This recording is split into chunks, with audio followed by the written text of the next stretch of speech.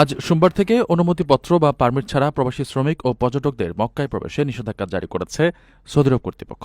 হজযাত্রীদের নিরাপত্তা নিশ্চিত করা এবং পারমিট ছাড়া হজ নয় এই স্লোগানকে সামনে রেখে দেশটির স্বরাষ্ট্র মন্ত্রণালয় এই কঠোর ব্যবস্থা গ্রহণ করেছে।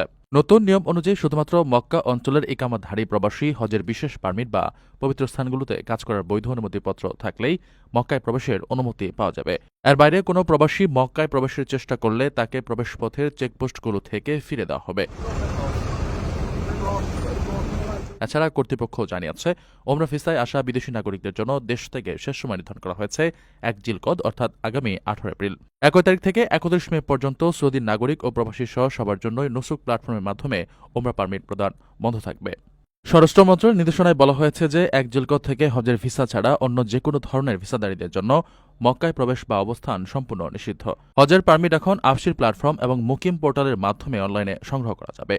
আইন অমান্যকারীদের বিরুদ্ধে কঠোর শাস্তিমূলক ব্যবস্থা নেওয়ার হুঁশিয়ারি দিয়ে মন্ত্রণালয় সবাইকে নিয়ম মেনে চলার আহ্বান জানিয়েছে।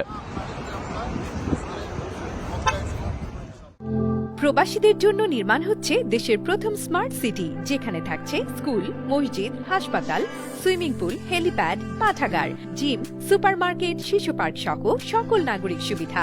মাত্র ৩০ লাখ টাকা বিনিয়োগে মিলছে আকর্ষণীয় ফ্ল্যাট। প্লাটিনাম ইনভেস্টরদের জন্য ঢাকা বিমানবন্দরে ভিআইপি প্রোটোকল সুবিধা। বিস্তারিত জানতে যোগাযোগ করুন স্ক্রিনে দেয়া হোয়াটসঅ্যাপ অথবা ইমো নাম্বারে।